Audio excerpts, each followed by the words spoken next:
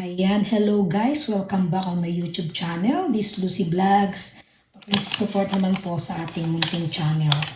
Guys, for today's video guys, tayo ay maggagawa ng pizza. At ngayon ay papakita ko sa inyo ang mga gamit ko at sangkap na nilalagay natin para gumawa tayo ng dough ng ating pizza. Number 1 pong ingredients natin guys ay ang ating flour. Then, meron din po tayong kamira. Kamira is yes, para pampaalsa po ito guys. Pampaalsa. Ayan po. And then, gagamit din po tayo guys ng asin. Ayan, asin at sugar. Ito po ay homemade pizza po guys. Tara po at ipapakita ko sa inyo kung paano natin pagsama-samahin ang mga ingredients. Ayan guys, unahin po natin yung flour. Maglagay po tayo ng isang tasa ng harina. Ayan. Isang tasa lang po at ito ay marami na pag-umalsa. Ayan, ito po isang tasa. Ito po ay lagay natin sa bowl na pag-mimixan natin. Ayan. Then, maglagay lang po tayo ng small amount ng ating asin at sugar. Ito po ay sugar, yan. Konti lang po ang ilalagay natin para po magkaroon ng lasa ang ating dough. At then, maglagay din po tayo guys ng kaunting asin.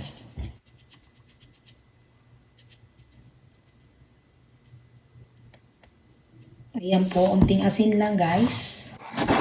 Ilagay na din natin dito sa ating harina. Pagsama-samahin yan. And then ngayon po guys ay kuha tayo ng yeast o yung kamira. Dito sa Arabic ay tawag dito ay kamira. Maglagay po tayo ng 2 kutsara at ay maliit lang po kasi ito kaya 2 po gamitin natin. Ayan, 2 po. Dito po guys ay lagyan natin to ng tubig muna para ito ay tunawin natin or i-mix bago natin ibuhos sa ating harina.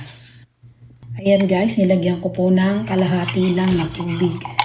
Ayan, tunawin po natin itong ating yeast. Tunawin lang po.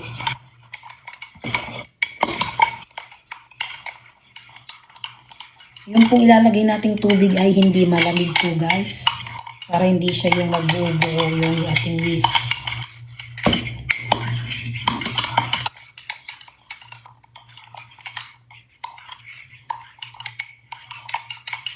Ayan, ganyan lang po guys. Tunawin mo lang siya guys. So ayan.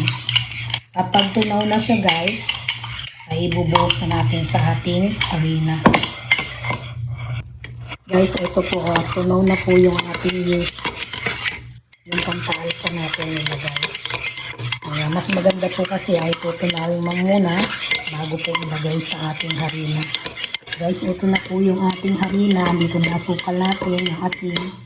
Ayan, ibubuhos lang po natin ngayon guys itong ating yeast na tinunaw dyan sa harina.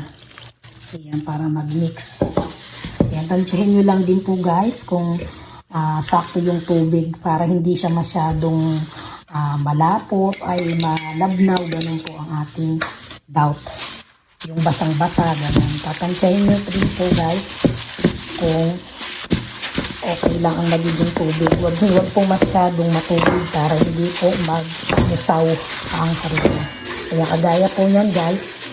Kulang pa po sa tubig yan guys. Kaya yan, lalagyan ko pa po siya ng tubig. Yan, ganyan po talaga yan. Harina talagang didikit. Yan, dagdagan ko pa po siya ng tubig guys. Ayan. Para sakto yung basa. At kulang pa rin. Ayan. Ito po guys ang ating yeast. Ito po ay imamasa natin o imamassage mo. Masahin natin guys. Masahin. Ayan. Para ididikit. Ididikit guys ang ating gloves. Masahin lang itong mabuti. Ito siya guys, namasa na natin siyang maayos. Ayan, masang-masa na siya. Ito guys ay takpan po muna natin yan ng 1 hour, ganyan, para talagang umalsa po yung ating doubt. Ayan po. Takpan po muna natin guys at babalikan natin to guys after 1 hour. Takpan natin ng malinis na tela. Ayan. Mas maganda kasi daw yung mga ganito yung mga tela. Then takpan lang natin sa ibabaw yan. Babalikan natin yan guys after 1 hour. Papakita ko sa inyo paano natin gagawin ang ating pizza. Ayan guys, after 1 hour, balikan na po natin yung ating dough na ginapaggagawa natin sa ating pizza.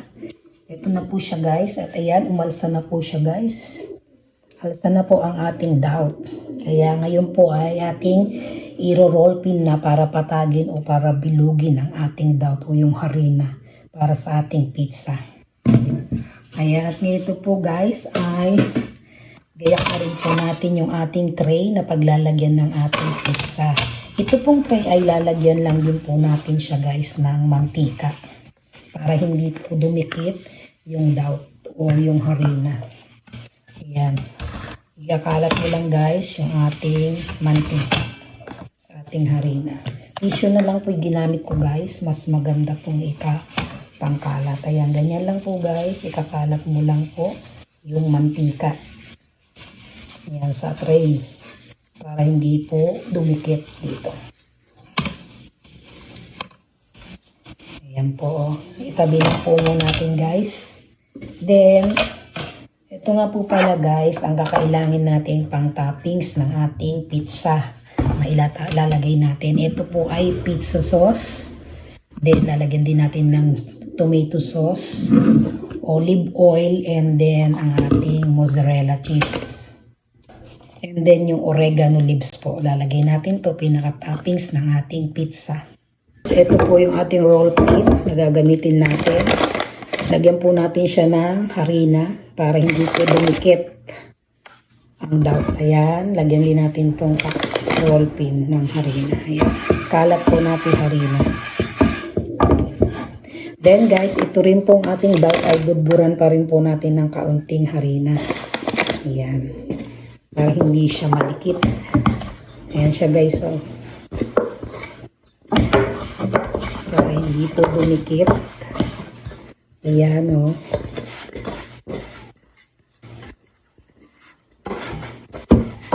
Ayan, ito po siya guys, ang ating dough.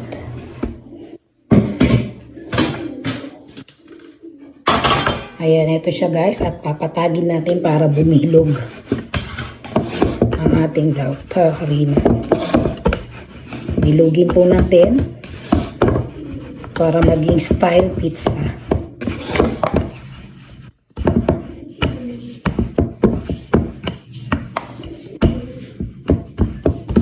Ayan po.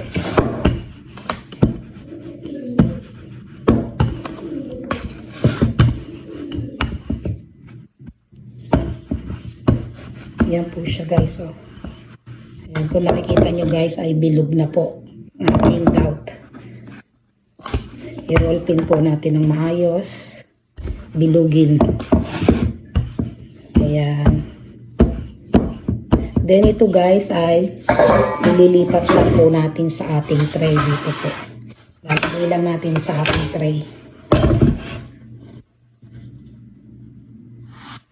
Ayan. Nailagay na po natin sa tray.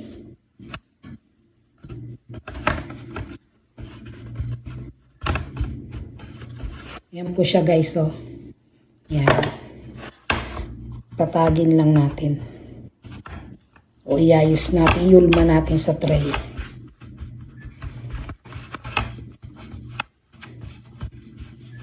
Yan.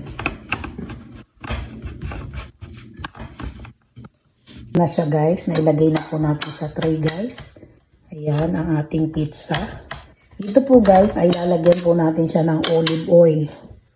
Ayan. Para sa toppings na ilalagay natin. Yung olive oil po guys ay ikakalat mo lang sa dough. Ayan po. Ay homemade pizza. Kakalat mo lang po.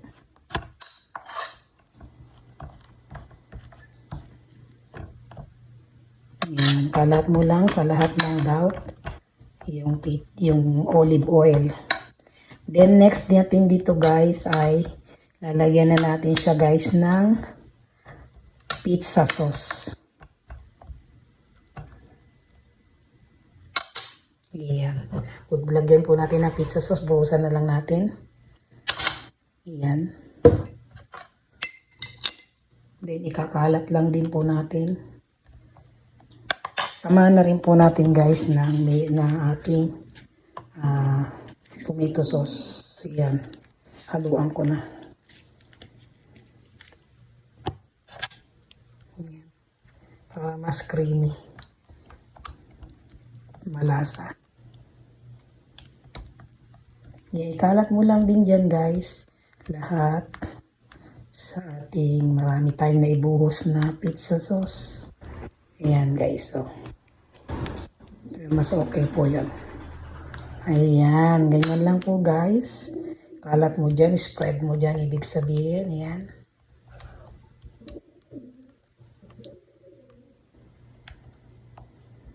At this time guys, lagyan na po natin siya ng mozzarella cheese. Pudbura na natin siya ng mozzarella. Ayan. At okay na yan.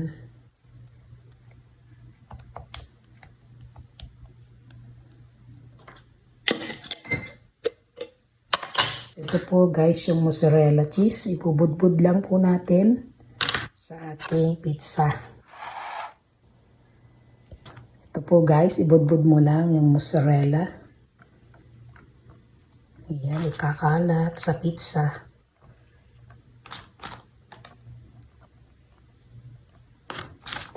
Ayan.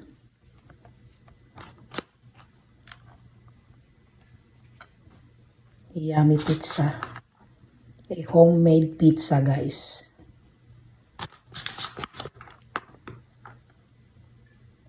Ayan, dagdagan natin ng mozzarella.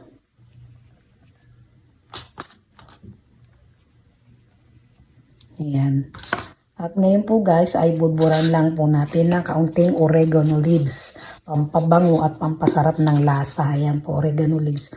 Budburan mo lang po ng kaunti. Hindi po maganda yung sobra, kaunti lang. Ayan, ganyan po siya guys. Ayan na po ang ating homemade pizza. Ready na po ito for oven. 270 degrees po ang ating oven ng heat, ang Fahrenheit ng ating oven. 270 po. Ayan. Ayan na po ang ready-made homemade pizza. Ayan. I-oven ko lang po siya guys, 270. Then, papakita ko sa inyo ang kabuuan pag naluto na ang ating pizza. At yan na nga guys, tapos na po ang ating pizza. Ayan, pagkatapos po ng 270, iyahay mo lang siya ng kaunti. Ito na po ang ating pizza. Ayan po. Ang ating finished cooked pizza. Ayan po. Guys, at ito po guys ay hihiwain lang natin. Magiging 8 pieces po ang ating pizza. Meron po tayong pang roll. Ito po ay roll blade. Pang hiwa ng pizza. Yan. Hiwain lang po natin siya sa 8 parts. Yan, ganyan po ang ating pizza. Yan yung gitna. Yan, gitnaan lang. Yan po ang ating pizza. So yummy. Diba po? Meron na po tayong homemade pizza.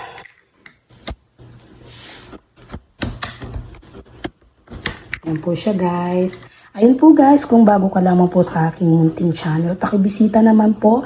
Please like, comment, and subscribe. And hit the notification bell po para mas updated po kayo sa mga aking videos na update. Yun lamang po. God bless and thank you for watching.